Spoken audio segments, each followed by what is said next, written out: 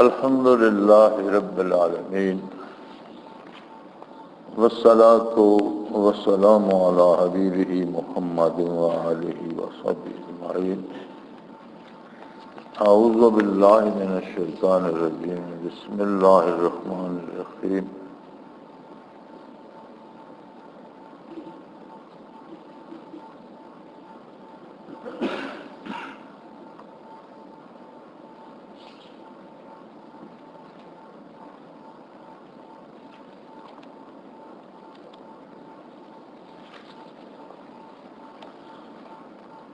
اگلا باب ہے رؤیت انبیاء و ملائکہ، کیا فرشتوں کو اور انبیاء کو اس دنیا سے پردہ فرمانے کے بعد دیکھا جا سکتا ہے یا نہیں۔ فرمایا رؤیت انبیاء و ملائکہ و ارواح کا معاملہ کشف سے تعلق رکھتا ہے۔ جو لوگ دنیا سے فوت ہو گئے، عام مسلمانوں کی روح ہوں یا عام ارواح ہوں یا انبیاء علیہ السلام کی ارواح ہوں یا فرشتے، تو اس معاملے کا تعلق کشف سے، کشفاً دیکھا جا سکتا ہے، ظاہری آنکھوں سے تو نہیں دیکھا جا سکتا۔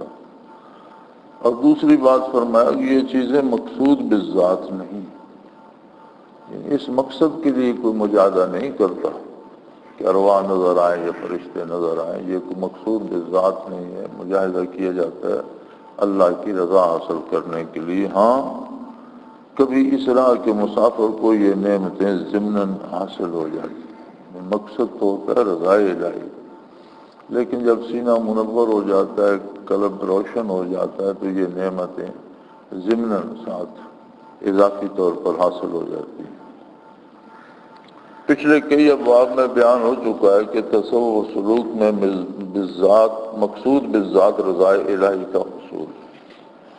یعنی پہلے ساری کتاب میں بار بار یہ بات آ چکی ہے کہ مقصود بالذات اللہ کی رضا ہے۔ اس تکرار کی ضرورت اس لیے پڑتی ہے کہ مروجہ تصوف میں سب سے زیادہ بے اعتنائی اسی سے برتی جاتی ہے۔ اب جو تصوف کے نام پر جو بناوٹی چیزیں بن گئی ہیں اور محض گدیاں اور گدی نشینیاں اور صاحبزادگان جن کے پاس یہ نعمت ہے نہیں، وہ زیادہ بے اعتنائی رضا الہی سے ہی برتتے ہیں۔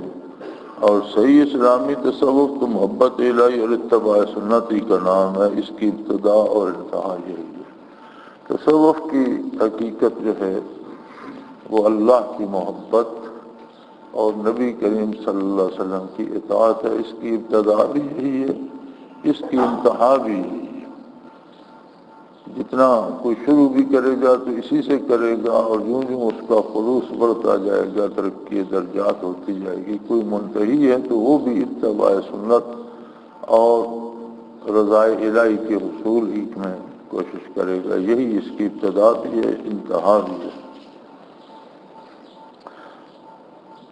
عمل بدایت و فالاشتغال بالعبودیہ، اس کی ابتدا ہے، تصوف کی ابتدا یہ ہے کہ اللہ کی عبادت میں مشغول ہو جائے۔ عبادت سے مراد صرف نماز روزہ نہیں ہوتا، عبادت سے مراد ہوتا ہے اطاعت، جو زندگی کے ہر شعبے ہر کام میں کی جاتی ہے۔ وَأَمَّا النِّهَايَةُ فَقَطْعُ النَّظْرِ مِنَ الْأَسْبَابِ وَتَسْوِيزُ الْأُمُورَ كُلَّهَا إِلَى اللَّهِ، اور اس کی انتہا یہ ہے کہ دنیا میں رہتے ہوئے دنیا کے سارے اسباب تو اختیار کرے، جتنے جائز اسباب ہیں ان کا اختیار کرنا بھی عبادت اور اطاعت ہے، لیکن اسے امید اسباب پر نہ ہو، مسبب الاسباب پر۔ اور یہ بڑا نازک معاملہ ہے، اسباب کو چھوڑ دینا ایک الگ بات ہے، لیکن جب تک کسی کے حواس قائم ہیں اور عقل درست ہے اور کوئی معنی نہیں، کوئی رکاوٹ نہیں، تو ترک سبب شرعاً جائز نہیں ہے۔ ہاں ناجائز اسباب اختیار کرنا وہ بھی جائز نہیں ہے۔ تو یہ بڑا مشکل معاملہ بن جاتا ہے کہ اسباب کو اختیار بھی کرے لیکن امید اسباب پر نہ ہو، مسبب الاسباب پر۔ اور یہ نعمت بغیر تصوف اور ذکر الہی اور قلبی قوت کے نصیب نہیں ہوتی۔ کل نفس ذائقۃ الموت ثم الینا ترجعون، آگے قرآن کریم کی آیت دی ہوئی ہے کہ ہر شخص کو مرنا ہے اور اللہ کی بارگاہ میں حاضر ہونا، یعنی دنیا میں اس طرح زندہ رہے کہ اس کا ہر کام اس کی موت کی تیاری نظر آئے۔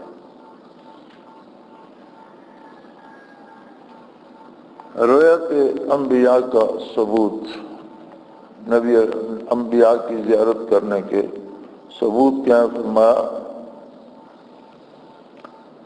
رسول اکرم صلی اللہ علیہ وآلہ وسلم انبیاء کرام اور ملائکہ کی حالت بیداری میں روایت مختلف فی نہیں، یعنی کبھی متقدمین سے لے کر آج تک حالت بیداری میں ارواح کو دیکھنا، یہ فرشتوں کو دیکھنا، یہ نبی کریم صلی اللہ علیہ وسلم کی زیارت کا ہونا، اس میں کسی عالم نے آج تک کوئی اختلاف نہیں کیا۔ اگر کچھ اختلاف ہے تو اس میں کہ مرئی یعنی جو دیکھے جاتے ہیں ان کی ذات مقدسہ بعین ہی ہے یا اس کی مثل ہے۔ اختلاف اگر ہے کچھ قدرے تھوڑا بہت تو اس بات میں ہے کہ جو نظر آتا ہے، جیسے کوئی نبی کریم صلی اللہ علیہ وسلم کی زیارت کرتا ہے تو کیا حضور کا جسد اطہر، روح پاک اور وہی وجود عالی، وہی حضور کی حیثیت، آپ اپنی اصلی حیثیت میں زیارت ہوتی ہے اسے، یا وجود مثالی ہوتا ہے؟ ایک قلیل بلکہ عقل جماعت کا خیال ہے کہ یہ مرئی صورت عین ذات نہیں بلکہ صورت میں، بہت تھوڑے علماء کا یہ خیال ہے کہ یہ جو نظر آتی ہے حضور کی زیارت ہوتی ہے یا دوسری ارواح کی یا فرشتوں کی، تو یہ ان کی اصلی صورت نہیں بلکہ صورت مثالی ہوتی ہے، اور ایسا کہنے والے لوگ قلیل نہیں عقل ہیں، یعنی بہت ہی تھوڑے ہیں۔ اور اکثر علماء ظواہر و باطن حالت بیداری میں روایت رسول صلی اللہ علیہ وسلم کے بعین ہی قائل ہے۔ اکثریت علماء ظاہر کی بھی اور علماء باطن کی بھی اس بات کی قائل ہے کہ حضور کی زیارت جب ہوتی ہے تو بعین ہی ذات رسول صلی اللہ علیہ وسلم کی زیارت ہوتی ہے۔ علامہ ابن تیمیہ نے اقتضاء صراط مستقیم میں، اقتضاء صراط مستقیم کتاب ہے علامہ ابن تیمیہ کی، اس میں اظہار رائے کیا ہے اور اس کے قائل ہے۔ فرماتے ہیں کہ فاروق اعظم کے زمانہ میں ایک آدمی نے حضور اکرم صلی اللہ علیہ وسلم کی زیارت کی۔ ابن تیمیہ رحمۃ اللہ علیہ نے اپنی اس کتاب میں یہ واقعہ نقل فرمایا کہ ایک آدمی نے حضور اکرم صلی اللہ علیہ وسلم کی زیارت کی۔ آپ نے فرمایا عمر کو کہو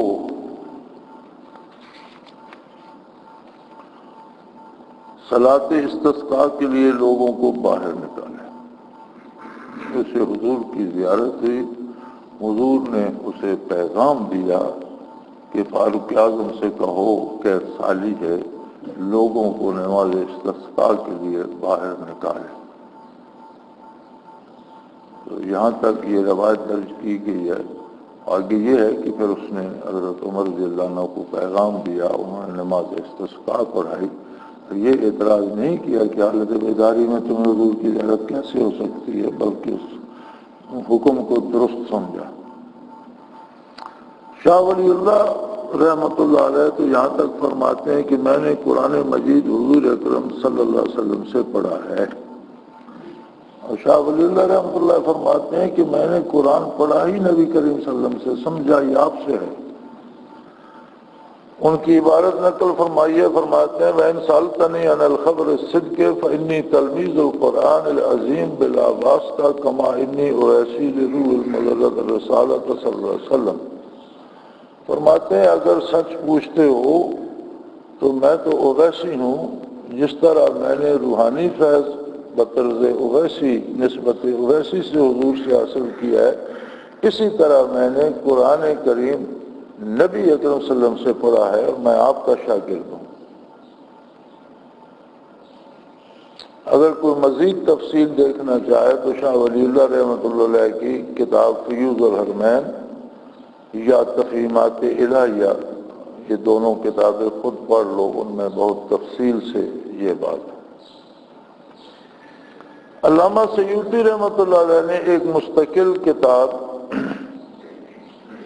تنویر الملک فی امکان رؤیت النبی والملک، ایک کتاب لکھی ہے علامہ سیوطی نے، اس کا نام ہے تنویر الملک فی امکان رؤیت النبی والملک۔ اس میں فرماتے ہیں، اس کی تفصیل پڑھ لیں، اس میں بہت تفصیل سے دی گئی ہے۔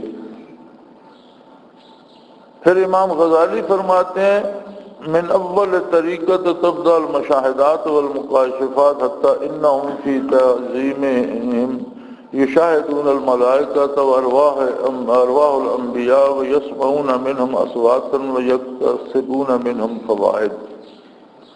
امام غزالی فرماتے ہیں طریقے سلوک کی ابتدا ہی مشاہدات اور مکاشفات شروع ہو جاتا ہے، حتیٰ کہ سالکین بیداری میں انبیاء کی ارواح اور ملائکہ کا مشاہدہ کرتے ہیں، ان کا کلام سنتے ہیں اور ان سے فوائد حاصل کرتے ہیں۔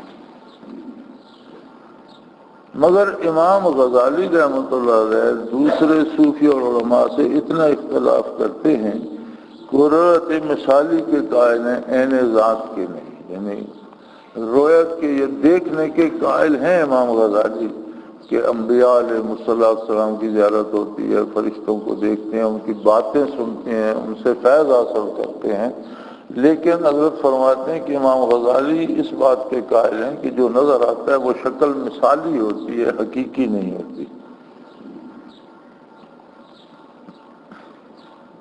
تو فرماتے ہیں رؤیت عین ذات اور صورت مثالی میں اختلاف، یعنی عین ذات کو دیکھنا، حقیقی وجود اور روح مبارک کو دیکھنا، اور صورت مثالی کو دیکھنے میں کیا اختلاف ہے۔ فرمایا علامہ عبدالوہاب شعرانی نے امام غزالی کی رائے سے اختلاف کیا ہے۔ قال انما هو مثال روح صلی اللہ علیہ وسلم المقدسہ عن الصورت وشکل شبہ رؤیت اللہ فی المنام مبدا ذلك فلا ادری ما اراد به رحمہ اللہ۔ امام یہ فرماتے ہیں علامہ عبدالوہاب شعرانی رحمۃ اللہ علیہ کہ امام غزالی نے فرمایا کہ حضور اکرم صلی اللہ علیہ وسلم کی روح کی مثال کی زیارت ہوتی ہے، نہ بعینہ ہی جسم مقدس کی، اس کو رؤیت باری فی المنام سے تشبیہ دی ہے، یعنی حضور کی جو زیارت ہوتی ہے وہ شکل مثالی کی ہوتی ہے، جیسے خواب میں کسی کو اللہ کی زیارت ہو تو عین ذات کو تو نہیں دیکھتا۔ تو امام شعرانی فرماتے ہیں میں نہیں سمجھ سکتا کہ آپ کا اس سے ارادہ کیا ہے۔ فرماتے ہیں یہ تو بڑی فضول سی بات ہے، میری سمجھ میں نہیں آتا کہ امام غزالی نے ایسا کیوں لکھا ہے۔ پھر علامہ شعرانی فرماتے ہیں کہ شیخ صالح عطیہ بناسی، شیخ قاسم مغربی اور قاضی زکریا نے امام سیوطی سے سنا ہے کہ وہ کہتے ہیں رأیت رسول اللہ صلی اللہ علیہ وسلم یقظۃ بدع سبعین مرہ۔ وہ فرماتے ہیں کہ میں نے حضور اکرم صلی اللہ علیہ وسلم کو 70 سے زیادہ مرتبہ بیداری میں دیکھا۔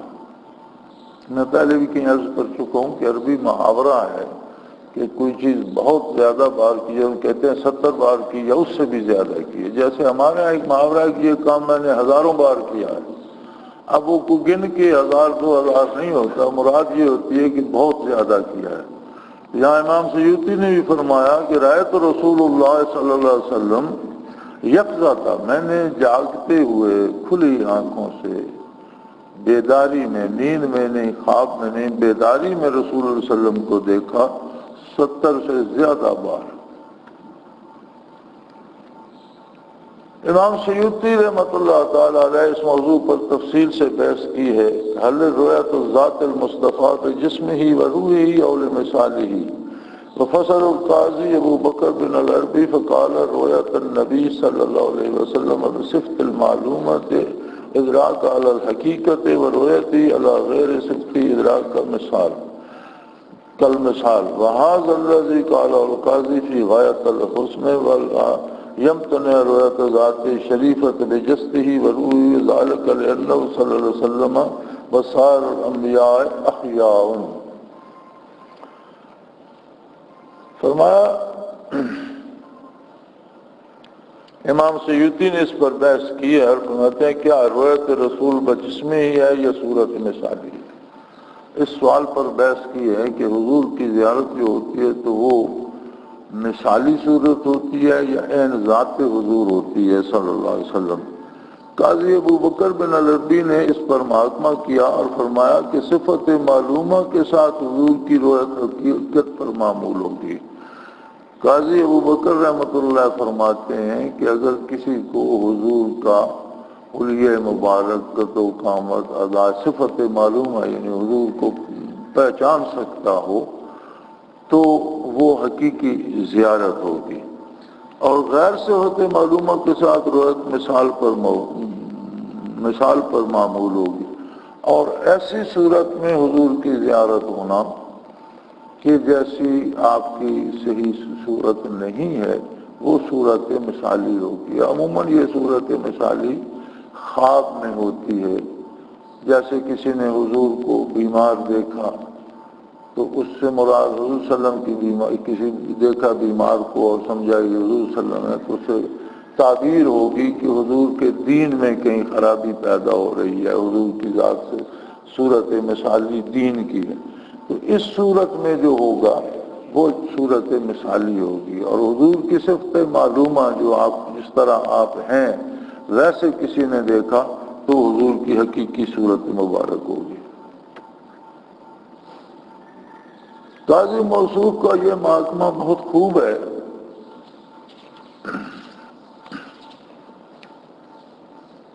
اور حضور صلی اللہ علیہ وسلم کی رؤیت جسدی اور روحی میں کوئی امر مانے نہیں کیونکہ حضور اکرم اور دیگر انبیاء زندہ ہے. اور فرماتے ہیں یہ محاکمہ تو بہت اچھا ہے لیکن آپ صلی اللہ علیہ وسلم کی زیارت میں آپ ہی صلی اللہ علیہ وسلم کا بعین ہی دیکھا جانا اس میں کوئی چیز رکاوٹ نہیں بن سکتی کیونکہ حضور اکرم صلی اللہ علیہ وسلم بھی اور دیگر تمام انبیاء بھی زندہ ہیں.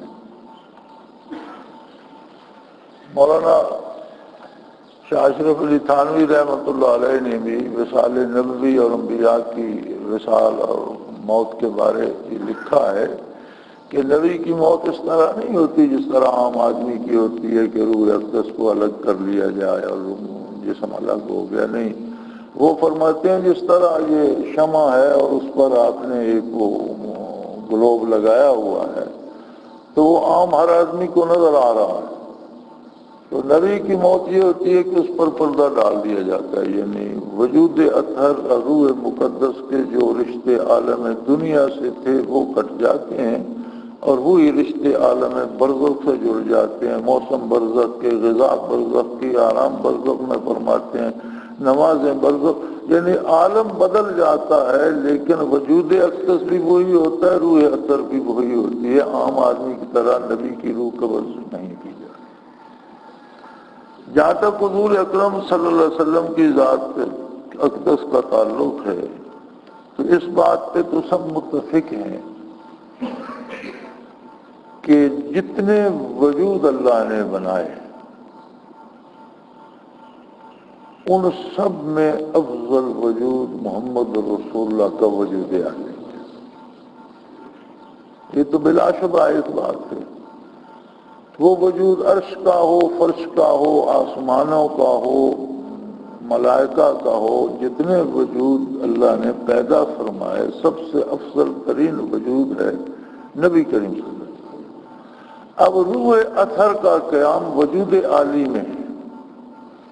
اگر یہ مانا جائے کہ وصال اقدس کے بعد روح اطہر الگ ہو کر عالم ملکوت میں چلی گئی تو کسی اعلیٰ سے اعلیٰ جگہ بھی چلی جائے تو وہ جگہ مرتبے میں جسم اطہر سے کم ہوگی کیونکہ وہ جگہ بھی تو مخلوق ہے اور مخلوق میں سب سے اعلیٰ وجود جو ہے وہ وجود ہے محمد رسول اللہ صلی اللہ علیہ وسلم.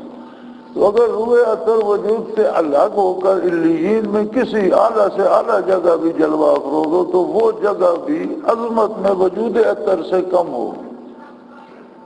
تو یہ کیسے ممکن ہے کہ ہر نیک آدمی کے بارے تو ہم سب کا عقیدہ اور نظریہ یہ ہے کہ مرنے کے بعد وہ دنیا سے اعلیٰ جگہ پر، پہلے سے اعلیٰ جگہ پر روح چلی جاتی ہے، اور حضور کی روح مبارک اعلیٰ جگہ سے اس سے کم تر جگہ تشریف لے جائے گی۔ لہذا وصال نبوی عام آدمی کی طرح ہے۔ شہید کے بارے قرآن کہتا ہے زندہ ہے، بلکہ ان کے بارے سوچو بھی نہیں، وَلَا تَحْسَبَنَّ الَّذِينَ قُتِلُوا فِي سَبِيلِ اللَّهِ أَمْوَاتٌ، شہید کے بارے یہ سوچنا بھی منع ہے کہ وہ مر گیا۔ وَلَا تَقُولُوا لِمَن يُقْتَلُ فِي سَبِيلِ اللَّهِ أَمْوَاتٌ بَلْ أَحْيَاءٌ، کبھی زبان سے نہ نکالو کہ شہید مر گیا وہ زندہ ہے۔ تو شہید کون ہوتا ہے؟ جو نبی کی اطاعت پہ جان دے۔ تو جس کی غلامی پہ جان دینے والا نہیں مرتا وہ خود مر جاتا۔ لہذا لفظ موت کا اطلاق ہوتا ہے، لیکن اس میں بہت فاصلہ ہے۔ ایک موت کافر کی ہے اسے بھی موت کہتے ہیں، ایک موت مومن کی ہے اسے بھی موت کہتے ہیں، ایک مومن فاسق کی موت ہے گناہگار کی اسے بھی موت ہی کہہ دیا جاتا ہے، ایک مومن صالح عابد زاہد کی موت ہے، ایک ولی اللہ کی موت ہے، ایک شہید ایک صدیق کی موت ہے، ایک انبیاء علیہ السلام کا وصال ہے۔ تو لفظ تو ایک سا اطلاق ہوتا ہے لیکن حالات مختلف۔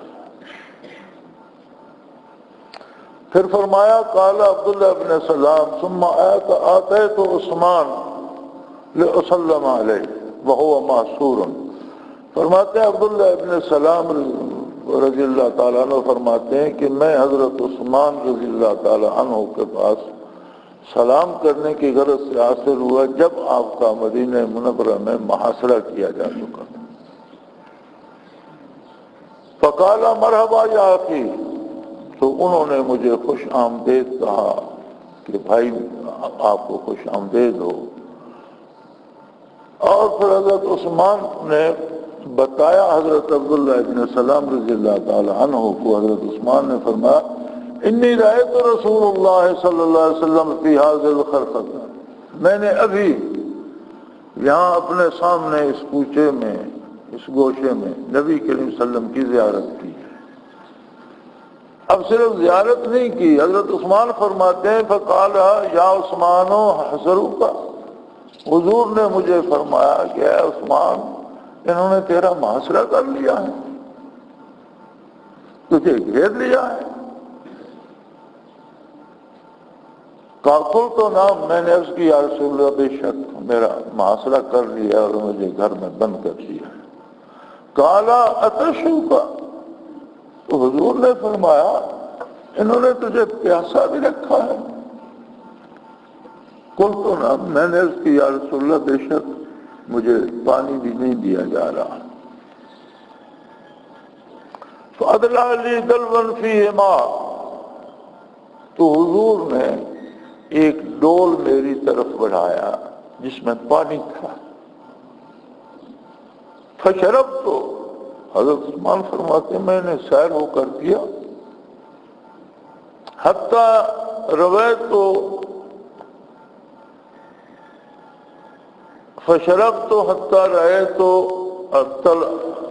انا لاجد برد ہی فی بین صدی و بین کتفی، میں نے وہ پانی سیر ہو کر پیا اور اس کی ٹھنڈک میں اپنے سینے اور شانوں کے درمیان یعنی آگے سے پیچھے تک اس کی ٹھنڈک محسوس کر رہا ہوں۔ فقالا، تو فرمایا حضور اکرم صلی اللہ علیہ وسلم نے مجھے ان شئت نصرت، اگر تو چاہے اے عثمان تو میں تیری مدد کا کوئی انتظام کروں، تیری مدد کی جائے، یہ محاصرہ توڑا جائے۔ ان شئت نصرت علیہم و ان شئت افطرت عندنا، یا تو چاہے تو آج کی یہ بھوک پیاس میرے پاس آ کر افطار کرنا۔ یہ حضرت عثمان بتا رہے ہیں انہیں حالت بیداری میں کہ میں نے رسول صلی اللہ علیہ وسلم کو دیکھا، حضور نے فرمایا عثمان انہوں نے تمہارا محاصرہ کر دیا، یا رسول اللہ مجھے محاصرے میں لے دیا۔ فرمایا تجھے پیاسا رکھا، عرض کی یا رسول اللہ مجھے پانی نہیں دیتے، تو حضور نے ایک ڈول میری طرف بڑھایا جس میں پانی تھا، میں نے پیا، اس کی مٹھاس، لذت اور اس کی ٹھنڈک میں سینے اور پشت پر ابھی تک محسوس کر رہا ہوں۔ جب میں پانی پی چکا تو حضور نے فرمایا اگر تو چاہے تو میں تیری مدد کروں گی، تمہاری مدد کا انتظام من جانب اللہ کرا دیا جائے، اور اگر تو چاہے تو یہ بھوک پیاس یہ روزہ آج میرے پاس آ کر افطار کرنا، میں تمہاری دعوت کروں گا۔ تو حضرت عثمان فرماتے ہیں حضرت عبداللہ ابن السلام کو، اخترت ان افطر عنده، میں نے اس بات کو اختیار کیا ہے کہ میں آج کا روزہ آپ کی خدمت میں آ کر افطار کروں گا۔ فقتل ذلك اليوم، تو فرماتے ہیں اسی دن ان کو شہید کر دیا گیا۔ هذا القصة مشهورة عن عثمان موضوعة في كتب الحديث بالاسناد عزباء ابن ابي اسامہ في مسندی وغیرہ۔ فرماتے ہیں یہ احادیث میں بہت مشہور واقعہ ہے اور متعدد محدثین نے اس واقعہ کو نقل فرمایا ہے۔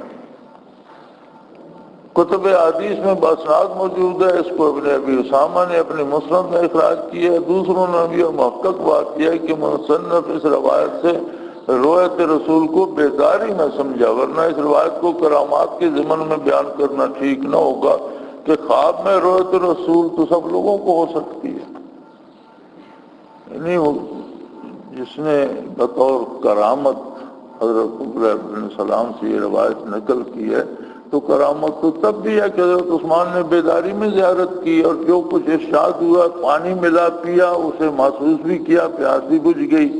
حضور نے دعوت دی کہ چاہو تو آپ کی مدد کریں اور چاہو تو آج کا کھانا ہمارے ساتھ آ کر کھانا، ہمارے ساتھ آ کر افطار کرنا۔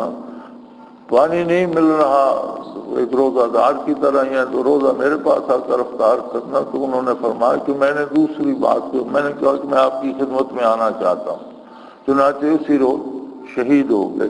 تو گویا زیارت بھی کی، باتیں بھی ہوئیں، ان پر عمل بھی ہوا، واقعہ بھی اسی طرح ہو گیا۔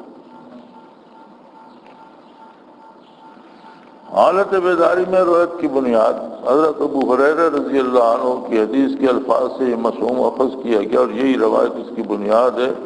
ان ابی ہریرہ رضی اللہ تعالی عنہ قال سمعت رسول اللہ صلی اللہ علیہ وسلم یقول من رآنی فی المنام فسیرانی فی الیقظہ، جس نے میری زیارت خواب میں کی ان قریب مجھے بیداری میں بھی دیکھے گا۔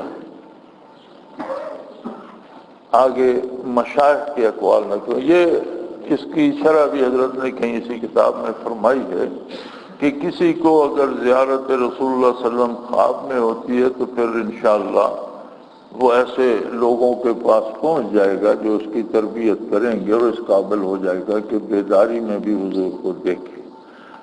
اگر ایسا نہ بھی ہو تو فرماتے ہیں جسے خواب میں بھی زیارت ہو جائے، مرنے سے پہلے اسے بیداری میں بھی زیارت ضرور ہوتی ہے، اور کوئی سبب نہ بنے تو موت جب آتی ہے تو موت سے پہلے اسے ضرور حضور کی زیارت ہو جاتی ہے۔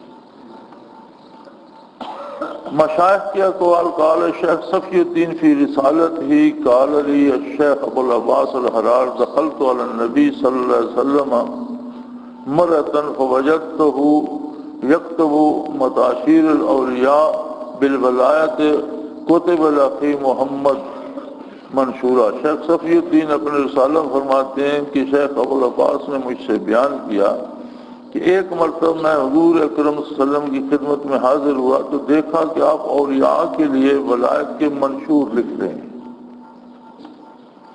ان میں ایک میرے بھائی محمد کا منشور بھی تھا، اور یا اللہ کے لیے مراتب مقامات یا ان کے قائل حضور تعریف فرماتے ہیں میں نے دیکھا تو ایک میرے بھائی کے لیے بھی تھا۔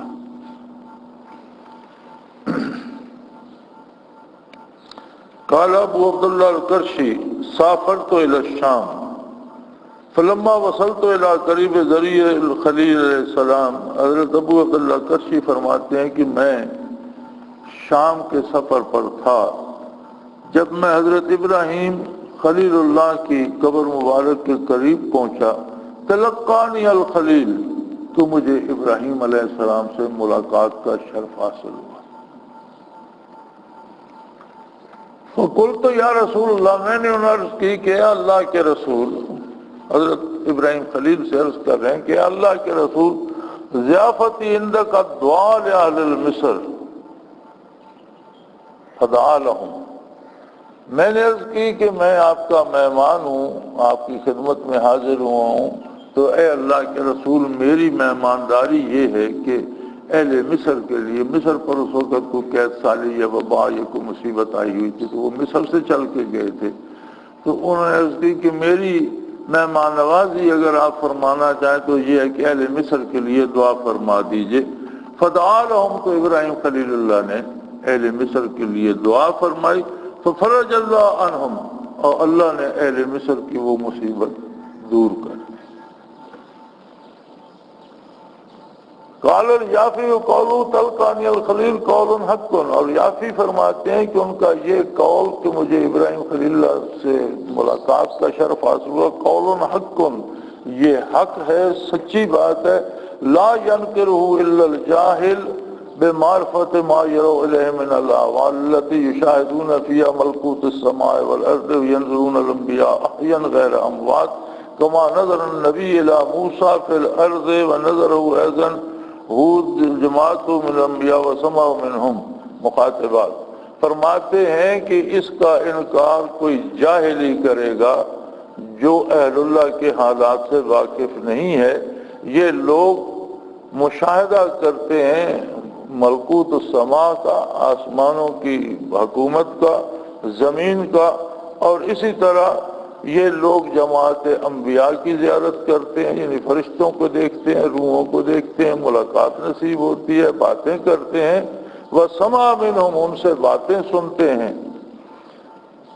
اور یہ جو بندہ اس بات کو نہیں جانتا وہ جاہل ہے، اور رؤیت انبیاء یا ملاقات انبیاء کا انکار جاہل ہی کرے گا۔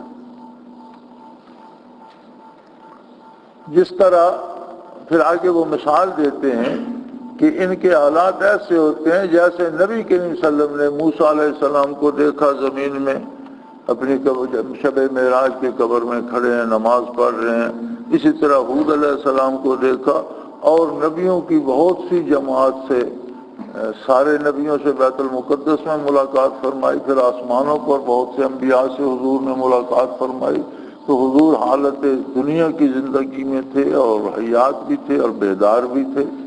تو وہی اصل ہے اس کی کہ وہ نبی کا معجزہ تھا، معجزہ کرامت بن کر ولی میں منتقل ہوتا ہے، اور ولی کی کرامت پر حق ہے۔ پھر عبداللہ کا ہاں جی اسی کا ترجمہ ہے، قال رجل الشیخ ابو العباس المرسی یا سیدی صافنی بکفک ھذا، ایک شخص نے ابی عباس المرسی کو عرض کی کہ حضرت میرے ساتھ اپنے ہاتھوں سے مصافحہ فرمائیے،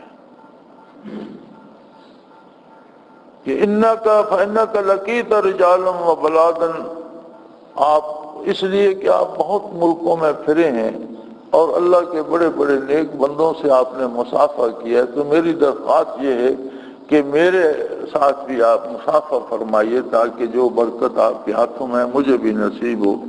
تو انہوں نے جواب دیا، واللہ ما صافحت بکفی ھذا الا رسول اللہ صلی اللہ علیہ وسلم، انہوں نے کہا اللہ کی قسم میں نے اپنے دونوں ہاتھوں سے صرف رسول اللہ صلی اللہ علیہ وسلم سے مصافحہ کیا، اور انہی سے مصافحہ کرتا ہوں، میں کسی سے ہاتھ نہیں ملاتا۔ اس شخص کو بھی انہوں نے جواب دیا کہ میں تم سے ہاتھ نہیں ملاؤں گا، کیونکہ میں اپنے ہاتھ رسول اللہ صلی اللہ علیہ وسلم سے ملاتا ہوں، کسی دوسرے سے نہیں ملاؤں گا۔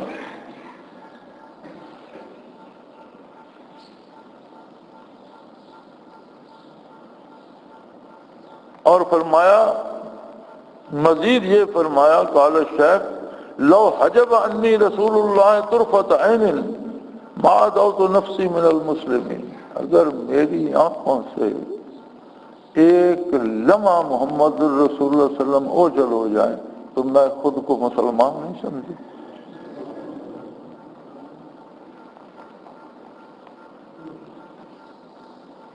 وقال البارزی قد سمع من جماعت من الاولیاء فی زماننا وقیلہ انہم رأوا النبی صلی اللہ علیہ وسلم فی الیقظۃ بعد وفاہین بعد وفاتہ، علامہ بارزی نے کہا کہ محقق بات یہ ہے کہ اولیاء اللہ کی ایک جماعت نے ہمارے زمانے میں بھی اور اس سے پہلے بھی رسول اکرم صلی اللہ علیہ وسلم کو بعد وفات زندہ حالت میں بیداری میں دیکھا۔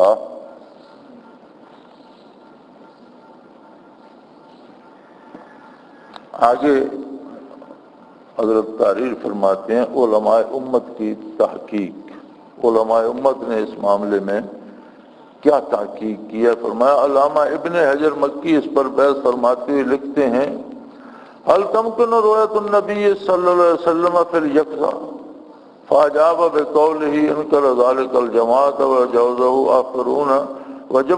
آخرون والحق فقد اخبر بذلك من رؤیت من الصالحین بل استدل بحدیث البخاری من رآنی فی المنام فسیرانی فی الیقظہ ای بعین راسی وکیل بعین قلبی ثم قال وبشرع ابن ابی جمرہ الاحادیث التي انتقلها من البخاری ترجیح لقاء الحدیث على عمومه في حیاته ومماته لمن له اہلیت الاتباع السنہ ولغیره قال ومن يدع الخصوص بغیر تخصیص منه صلی اللہ علیہ وسلم فقد تأسف ثم الزم منکرا ذلك بأنه منیر مصدق بقول الصادق بأنه جاہل بقدرت القادر بأنه منکر بکرامات الاولیاء مع ثبوتها بدلائل السنہ واضحة ومراده بعمومه ذلك وقوع رؤية اليقظة مأخوذة بها لمن رآه في المنام لو مرة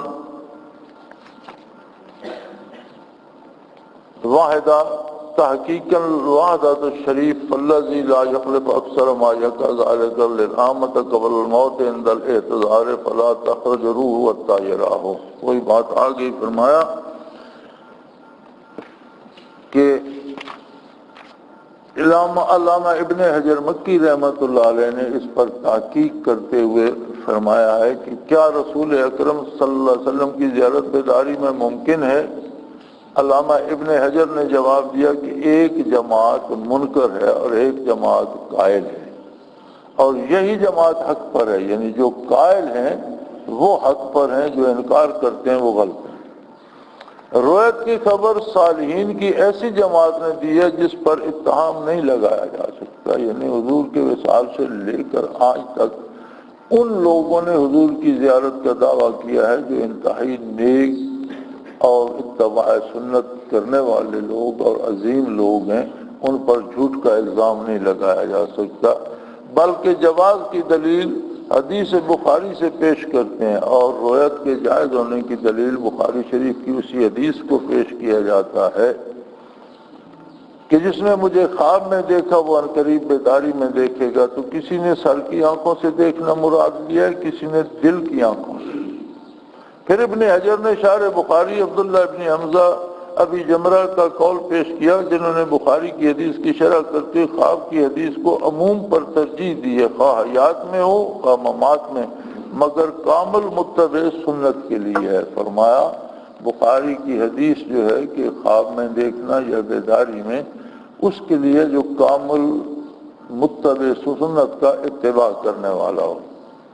پھر شارح مذکور نے فرمایا جس نے تخصیص حدیث کا دعویٰ کیا اس نے تعصب کیا، اس نے زیادتی کی ہے، حدیث کسی کے ساتھ خاص نہیں ہے، ہر ایک کو یہ نعمت نصیب ہو سکتی ہے۔ پھر اس کو الزام دیا ہے کہ جب حضور نے تخصیص نہیں فرمائی تو وہ کیوں کرتا ہے؟ جب حضور نے اسے عموم میں رکھا ہے، عام مسلمانوں کے لیے رکھا ہے، تو کوئی کیوں تخصیص کرتا ہے؟ پھر یہ کہ فرمان نبوی کا منکر ہے، اگر کوئی انکار کرتا ہے تو نبی صلی اللہ علیہ وسلم کے ارشاد کا منکر ہے، اور قدرت قادر سے جاہل ہے، اللہ کی قدرت سے اور اس کے کمال سے بھی ناواقف ہے، اور وہ کرامات اولیاء کا منکر ہے، حالانکہ کرامات واضح سنت رسول اللہ سے ثابت ہیں۔ اور مراد شارح مذکور کی عموم حدیث سے رسول اکرم کی زیارت بیداری میں ہے، جس کا وعدہ حضور نے خواب والے کو دیا، چونکہ حضور نے فرمایا جس نے خواب میں میری زیارت کی وہ بیداری میں بھی کرے گا، تو شارح جو بات کر رہا ہے وہ اس زیارت کر رہا ہے جو بیداری میں نصیب ہوتی ہے۔ اگرچہ زیارت ایک دفعہ ہو جائے تو وعدہ پورا کرنے کے لیے کافی ہے، اور اس میں تخلف جائے، اس میں اختلاف کرنا یہ جائز بات نہیں ہے۔ اور اکثر عوام الناس کو قریب موت زیارت ہو جاتی ہے. یعنی بعض ایسے لوگ ہیں جنہیں کوئی شیخ نہیں ملتا، یہ تربیت نہیں ہوتی، اس مقام تک نہیں پہنچ سکتے، تو جب موت آتی ہے اور یکسوئی نصیب ہوتی ہے اور روح ہر طرف سے اپنا علاقہ کاٹ لیتی ہے. آپ نے دیکھا نا قرآن کریم میں بھی فرشتہ اس سے باتیں کر رہا ہوتا ہے، اور اللہ نے بھی فرمایا کہ روح اس میں ہوتی ہے لیکن تمہاری نہ سنتا ہے نہ تمہیں دیکھتا ہے، اس وقت میرے ساتھ بات کر رہا ہوتا ہے. تو فرمایا عامت الناس کو جنہیں اللہ سرفراز کرنا چاہے، جنہوں نے زندگی بھر عبادت اور اتباع سنت کی ہو، انہیں اس حالت میں حضور کی زیارت ہو جاتی ہے. اکثر عوام الناس کو قریب موت زیارت ہو جاتی ہے اور روح اس کے جسد سے خارج نہیں ہوتی جب تک زیارت نہ ہو جائے. بخاری کی اس حدیث کا صحیح مفہوم تو یہی ہے کہ جو روایت یکساں سے بیان، صحیح مفہوم تو یہی ہے جو بیداری میں زیارت مراد لی گئی ہے. البتہ مسلم میں فَقَنَّمَا رَعَانِی ہے اور ابن ماجہ میں فَقَدْ رَا، اس میں احتمال ہے. اور بخاری کی حدیث میں یہ تعبیر کرنا کہ ان قریب اس کی صحیح تعبیر دیکھ لے گا، چونکہ دو روایتیں ہیں. مسلم شریف کی روایت میں کہ انما گویا اس نے مجھے دیکھا، اور ابن ماجہ میں ہے فقد رآنی، اس نے مجھے یقیناً اس نے مجھی کو دیکھا. تو یہ دو روایتیں ہیں، اس لیے اس میں یہ تعویل کی گئی ہے کہ ان قریب اس کی صحیح تعویل دیکھ. تعبیر خواب کو مفعول بنانا تعویل بعید ہے. تعبیر خواب نو اذا مفعول بنانا یہ صحیح نہیں، کیونکہ ضمیر متکلم حضرت کی ذات اختص ہے، چونکہ حدیث ہے اور اس کی ضمیر متکلم خود حضور صلی اللہ علیہ وسلم کی ذات ہے. اور اس کی تائید ان حدیث سے ہوتی ہے جو لیلۃ المعراج کے سلسلے میں ہے کہ حضور نے انبیاء کو دیکھا، ان سے باتیں کی، استفادہ کیا. یہ تھا معجزہ حضور کا.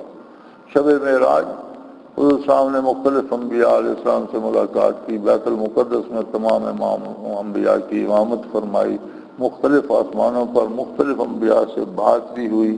ان کی بات جیسے آپ کو صلاۃ کے بارے میں ملتا ہے کہ 50 فرض ہوئی، تو پھر جب واپس حضور تشریف لا رہے موسیٰ علیہ السلام سے ملاقات ہوئی تو انہوں نے عرض کیا کہ یا رسول اللہ عبادات کے بارے کیا فرمایا؟ 50 نمازیں. تو انہوں نے عرض کیا یا رسول اللہ میری امت پر 2 فرض تھیں اور وہ ان کے لیے بوجھ بن گئی، 50 بہت زیادہ ہیں دن میں. پھر عرض کیجیے. حضور پھر تشریف لے گئے تو کئی دفعہ آنا جانا ہوا تو 50 کی 5 رہ گئی. تو موسیٰ علیہ السلام نے عرض کی یا رسول اللہ ابھی بھی زیادہ ہیں. فرمایا اب مجھے شرم آتی ہے، اب میں واپس نہیں جاؤں گا.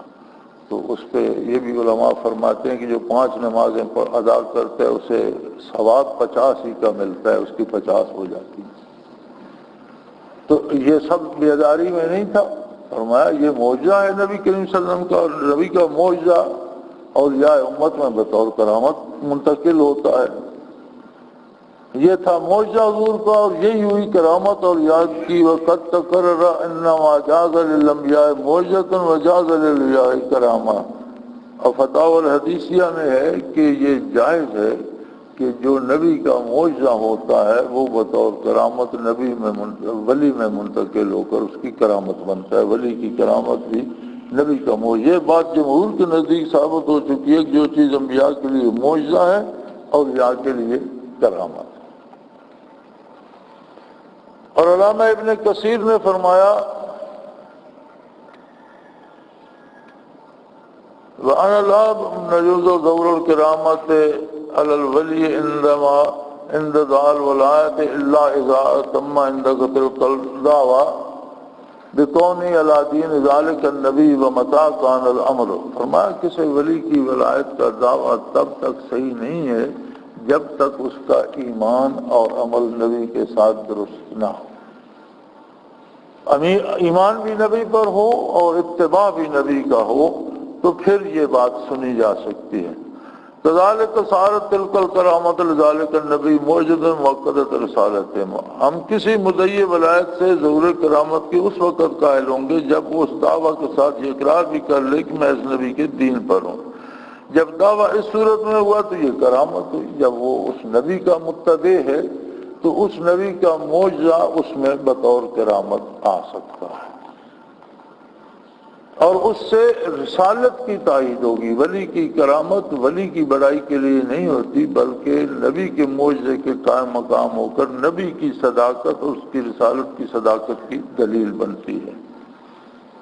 لیکن بعض ظاہر دین علماء جب اس کو نہیں سمجھ سکے تو سرے سے انکار کر دیتے ہیں، جیسا امام راضی نے فرمایا فَإِنَّ وَرَاءَهَا إِسْرَارٌ رَقِيقَةٌ وَأَمُورٌ عَمِيقَةٌ فَمَا لَمْ يَصِلْ إِلَيْهَا لَمْ يُصَدِّقْ بِهَا۔ تو امام راضی فرماتے ہیں کہ یہ معاملہ وراء الوراء کا ہے، اس کے بھید بہت گہرے اور اس کی باتیں بہت دور کی ہیں، اور جو ان حقیقتوں کو نہیں سمجھ سکتا وہ انکار کر دیتا ہے۔ یعنی ان باتوں میں جھوٹ نہیں ہے کہ ان کا انکار کیجیے، سمجھنے والے کی اپنی عقل جواب دے جاتی ہے، اس کی سمجھ میں بات نہیں آتی، اس شعبے کو جانتا نہیں، اس لیے انکار کر دیتا ہے۔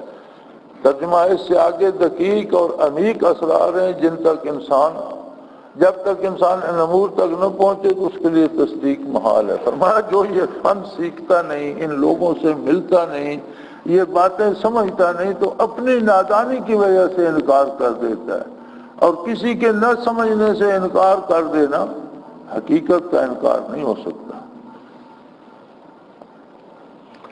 فائدہ، نبی کا معجزہ نہ عین نبوت ہے، نہ جزو نبوت، نہ شرط نبوت۔ یعنی نبی کا معجزہ نہ تو عین نبوت ہے کہ معجزہ ہی نبوت ہے، ایسی بات بھی نہیں، جزو نبوت بھی نہیں ہے کہ معجزہ ایک حصہ ہو نبوت کا، کہ اگر معجزہ نہ ہوا تو نبوت نامکمل رہ جائے گی، ایسی بات بھی نہیں۔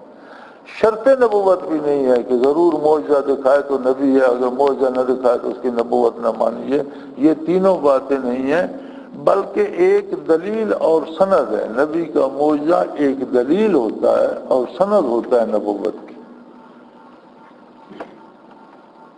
اور کمالات نبوت کی علامات میں سے، اور نبی کے جو کمالات ہیں جو نبوت کی وجہ سے اسے نصیب ہوتے ہیں، ان کی ایک علامت ہے اور نبوت کی سچے ہونے کی دلیل ہے۔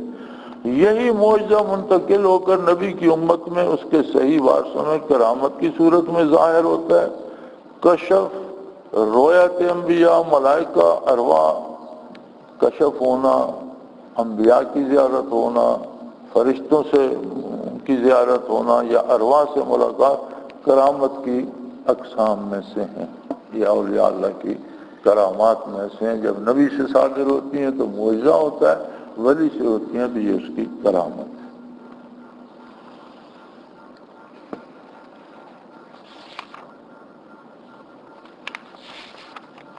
بات کافی لمبا باب ہے بھائی، چلو دو تر ایسا تو کرنے کی ہو تو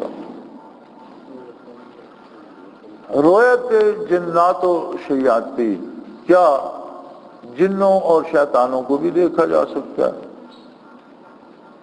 کیا جنات اور شیاطین کو دیکھنا ممکن ہے؟ قرآن میں آتا ہے کہ جن اور شیاطین نہیں دیکھے جاتے، ہاں وہ ہمیں دیکھتے ہیں۔ انہ یراکم هو وقبیلہ من حیث لا ترونہم، قرآن کی آیت ہے کہ شیطان اور اس کے قبیلہ، اس کا خاندان تمہیں دیکھتا ہے جبکہ تم انہیں دیکھ نہیں سکتے۔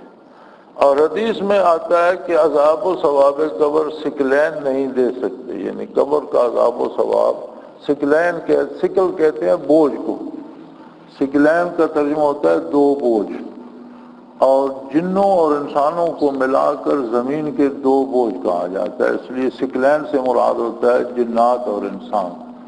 تو ہمارے لوگ تو نام بھی رکھ لیتے ہیں نا، محمد ثقلین اور ثقلین حسین، حالانکہ ثقلین، ثقل کا مطلب بوجھ ہے، اور ثقلین اس کی ہے تسمیہ، یعنی دو بوجھ۔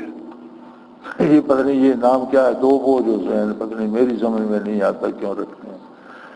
تو حدیث میں بھی آتا ہے کہ عذاب و ثواب قبر کو جن اور انسان یعنی ثقلین نہیں دے سکتے، تو رؤیت عذاب و ثواب کا قائل ہونا قرآن و حدیث کے خلاف ہے۔ یہ امام شافعی نے تو مدعی رؤیت جن کی شہادت بھی مردود قرار دیا۔ یہ اعتراض ہوتا ہے، امام شافعی رحمۃ اللہ علیہ نے فرمایا کہ جو کہے میں نے جن یا شیطان کو دیکھا ہے وہ اتنا جھوٹ بول رہا ہے کہ اس کی گواہی قبول نہیں ہوگی۔ حدیث میں ہے کہ عذاب و ثواب قبر کو جن انسان نہیں دیکھ سکتے، باقی ساری مخلوق دیکھتی ہے، فرشتے دیکھتے ہیں، حیوانات دیکھتے ہیں۔ اسی طرح قرآن میں ہے کہ جن شیطان اور اس کا قبیلہ تمہیں دیکھتے ہیں حالانکہ تم انہیں نہیں دیکھ سکتے۔ تو یہ تو اگر کوئی اس کا قائل ہے تو وہ قرآن اور حدیث کا منکر ہے، یہ اعتراض ہے۔ فرمایا اس کا ثبوت ہے، رؤیت جنات کا ثبوت ہے۔ وَاسْتَدَّلَ الْخَطَابِي بِهَذَا الْحَدِيثِ عَلَىٰ أَنَّ أَصْحَابَ سُلَيْمَانَ كَانُوا يَرَوْنَ الْجِنَّ فِي أَشْكَالِهِمْ حَيَاتِهِمْ حَالَ تَصَرُّفِهِمْ قَالَ وَقَوْلُهُ تَعَالَى إِنَّهُ يَرَاكُمْ هُوَ وَقَبِيلُهُ فَالْمُرَادُ الْأَكْثَرُ الْأَغْلَبُ مِنْ أَحْوَالِ بَنِي آدَمَ۔ اس کا جواب یہ دیا گیا ہے کہ خطابی نے، علامہ خطابی رحمۃ اللہ علیہ نے اس حدیث سے استدلال کیا ہے کہ جس میں نبی کریم صلی اللہ علیہ وسلم نے فرمایا کہ میں نے شیطان کو پکڑ لیا تھا اور میں نے چاہا کہ اسے میں باندھ دوں اس درخت کے ساتھ اور صبح اس کے ساتھ مدینے کے لڑکے کھیلیں، مگر بھائی سلیمان کی دعا کی وجہ سے یہ ارادہ ترک کر دیا۔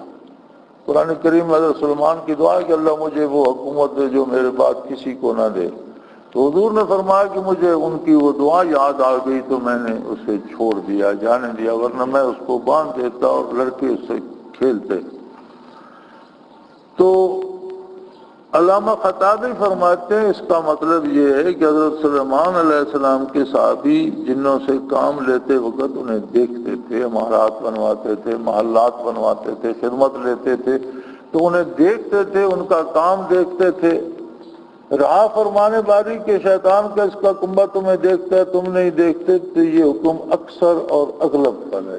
یہ جو منع کیا، یہ فرمایا گیا قرآن میں یا حدیث میں کہ شیطان اور اس کا کنبہ تمہیں دیکھتا ہے تم نہیں دیکھ سکتے، یہ اکثریت کی بنیاد پر ہے کہ اکثر ایسا ہوتا ہے۔ دوسری بات یہ ہے کہ یہ منع کیا گیا ہے کہ حواس ظاہری سے نہیں دیکھا جا سکتا، عادت کے طور پر دیکھنا ممکن نہیں، اور یہ دیکھنا رویت جو ہے بطور کرامت کے یہ خرق عادت ہے۔ جو منع کیا گیا ہے وہ عادت، یعنی ہر کوئی نہیں دیکھ سکتا، ہر ایک کا دیکھنا تو عادت کے طور پر ہے، ورنہ حضرت سلیمان علیہ السلام کے خادم جو جنوں پر کام لینے پر مقرر تھے وہ جنوں کو دیکھتے نہیں تھے تو کام کیسے لیتے تھے؟ ان سے دیواریں، محل، مکان، فرش کیسے بنواتے تھے؟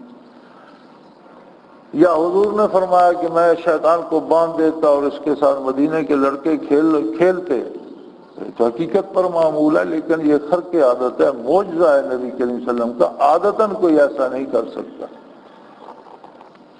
اس پر علامہ حجر نے اعتراض کیا اور فرمایا کہ نفی رؤیت الانس الجن علی حیاتہم لیس بقاطع من الآیہ بل ظاہر انہ ممکن فإن نفی رؤیتها ایاہم مقید بحال رؤیتہم لنا ولا ینفی امکان رؤیتنا لهم فی ذلک تلک الحالت یعتمل العموم۔ نفی رؤیت جنات آیت قطعی طور پر ثابت نہیں بلکہ احتمال ہے، کیونکہ ہماری عدم رؤیت مقید ہے ان کی رؤیت کے وقت سے نہ قیام کا۔ یہ علمی باتیں ہیں۔ علامہ ابن حجر نے فرمایا کہ قرآن نے اگر منع کیا ہے تو فرمایا وہ ایسی جگہ سے تمہیں دیکھ لیتے ہیں جہاں تم انہیں نہیں دیکھ، تو یہ فرمایا یہ عام نہیں ہے، یہ آیت خاص ہے کہ کسی وقت شیطان چھپ کر یا ایسی حالت میں تمہیں دیکھنے کی کوشش کرتا ہے، تو یہ تو عام آدمی سے بھی ممکن ہے کہ کوئی بندہ میں چھپ کر دیکھ رہا اور ہم اسے نہ دیکھ رہے ہیں۔ تو فرماتے ہیں یہ نفی عام نہیں ہے، یہ اس خاص وقت کے لیے ہے جب وہ چھپ کر دیکھنے کی کوشش کرتا ہے۔ اس روایت کے وقت سے نہ کیا، ہاں احتمال عموم کا بھی ہے، ایک تو اسناد خاص ہے، دوسرا احتمال ہے کہ عموماً ہر کوئی نہیں دیکھ سکتا، ہر کوئی نہیں دیکھ سکتا اسے۔ وقال والقضیۃ مطلقۃ لا دائمۃ، یہ جو ہے یہ قضیہ مطلقہ ہے، دائمہ نہیں، مطلقہ ہے، قضیہ مطلقہ ہے، دائمہ نہیں، یعنی یہ مطلق ایسا ہو سکتا ہے لیکن اس میں دوام اور ہمیشہ کی نہیں کہ ہر وقت ایسا ہی ہوتا ہے۔ وفی علی هذا المدعی رؤیۃ فی موضع الاسریۃ اذ کان مظنۃ للکرامۃ ولیس ولایت اکثر من نفی رؤیۃ کذالک حسب العادہ۔ اس کی شہادت فرمایا اسی روح المعانی میں ہے کہ مدعی کی رؤیت کا فاسق نہ ہوگا کہ اس کی شہادت رد کی جائے، خصوصاً جب کرامت کا گمان ہو۔ کرامت کے طور پر کوئی دیکھے تو وہ رد نہیں کی جائے گی۔ اور آیت میں نفی روایت بطور عادت کے ہے، نہ بطور خلق کی عادت کے۔ امام شافعی رحمۃ اللہ علیہ نے جو فرمایا ہے کہ وہ جھوٹ بول رہا ہے وہ بطور عادت کے ہے کہ ہر کوئی نہیں دیکھ سکتا۔ صاحب کرامت کا دیکھنا خرق کی عادت کے طور پر، اس سے انہوں نے منع نہیں فرمایا۔ حضرت ربیع فرماتے ہیں میں نے امام شافعی سے سنا کہ جس شخص نے کہا میں نے جنوں کو دیکھتا ہوں، اس کی شہادت مردود قرار دیتے ہیں کہ سوائے اس کے کہ دیکھنے والا نبی ہو۔ فرماتے ہیں ہم اس کی شہادت اس لیے مردود قرار دیتے ہیں کہ جنوں شیطانوں فرشتوں کو دیکھنا تو معجزہ ہے، تو یہ شخص کیوں کہہ رہا ہے؟ یا پھر وہ نبی کا متبع ہو اس قدر کہ اسے وہ معجزہ بطور کرامت اس میں آ جائے، وہ الگ بات ہے۔ تو عام آدمی جب کہے گا تو وہ جھوٹ سمجھا جائے گا۔ علامہ بہقی نے جو قول امام شافعی کا نقل کیا، اس سے یہ معلوم ہوا کہ امام شافعی کی مراد روایت بصری ہے جو بطور عادت کے، نہ کہ خرق عادت۔ یعنی امام شافعی نے جسے کہا کہ یہ جھوٹ بولتا ہے وہ یہ ہے کہ اگر وہ کہتے ہیں میں ظاہر کی آنکھوں سے دیکھ رہا ہوں، بطور عادت کے دیکھ رہا ہوں، تو جھوٹ بول رہا ہے۔ بطور خرق عادت کا انکار انہوں نے بھی نہیں فرمایا۔ اور یہ بھی معلوم ہوا کہ روحانی اور قلبی آنکھ سے دیکھا جا سکتا ہے، جو الا ان یکون نبی کی استثناء سے ظاہر ہے، جو امام شافعی نے بھی فرمایا حتیٰ کہ وہ نبی ہو، یعنی نبی بطور معجزہ یا خرق عادت دیکھ سکتا ہے۔ تو خرق عادت کے دیکھنے سے امام شافعی رحمۃ اللہ علیہ نے انکار نہیں کیا۔ جو عادتاً عام آدمی کی طرح کہتا ہے میں دیکھتا ہوں، اس سے انکار فرمایا۔ اور یہ مسلم ہے کہ کشف از قبیل کرامت ہے، یہ تو مانی ہوئی بات ہے کہ کشف تو کرامت ہے، اور کرامت معجزہ کی فرق۔ نبی کا جنات کو دیکھنا معجزہ ہوا اور ولی کا دیکھنا کرامت۔ علامہ علوسی کے بیان سے معلوم ہوا کہ عادت کے طور پر رویت ممکن نہیں، لیکن کرامت کے طور پر ممکن ہے۔ اس سے حدیث ثقلین کا مسئلہ بھی حل ہو گیا کہ عذاب و ثواب قبر عادت کے طور پر نہیں دیکھے جا سکتے، ہاں خرق عادت کے طور پر معلوم ہو سکتے، بطور کرامت معلوم ہو سکتے ہیں، عادت کے طور پر نہیں دیکھے جا سکتے۔ چنانچہ کشف قبول کے سینکڑوں واقعات رسول اکرم صلی اللہ علیہ وسلم سے، صحابہ کرام سے احادیث میں موجود ہیں۔ نفی سے نفی عادت کی ہوئی اور ثبوت سے ثبوت خرق عادت کا ہوگا، یعنی جو ثبوت ملتے ہیں وہ سارے کرامت پہ، معجزے پہ، خرق عادت کو ثابت کرتے ہیں، اور جو انکار ملتا ہے وہ عام عادتاً دیکھنے کی نفی کرتا ہے۔ رہا یہ سوال کہ یہ کیسے ہوتا ہے، یہ کیوں کر ممکن ہے، تو فرمایا اس کا جواب یہ ہے کہ جب یہ خرق عادت ہے تو عادت سے کیسے بتایا جا سکتا؟ اگر کوئی پوچھنا چاہے کہ مجھے سمجھاؤ یہ کیسے ہوتا ہے، تو فرمایا تم عادتاً پوچھتے ہو اور یہ خرق عادت ہے، تو خرق عادت کو عادت سے، عام باتوں سے کیسے سمجھایا جا سکتا ہے؟ ہاں کم از کم 6 ماہ مسلسل صرف کرو، اگر خدا کو منظور ہوگا تو دیکھ لو۔ حضرت فرماتے ہیں کہ 6 ماہ وقت لے کر آ جاؤ، اللہ اللہ کرو، محنت کرو، اللہ کو منظور ہوگا تو تمہیں سمجھ آ جائے گی۔ یہ بطور خرق عادت ہوگی، عادت کے طور پر تم کہو تو اس پر بات بھی نہیں ہو سکتی۔ وآخر دعوانا ان الحمدللہ رب العالمین۔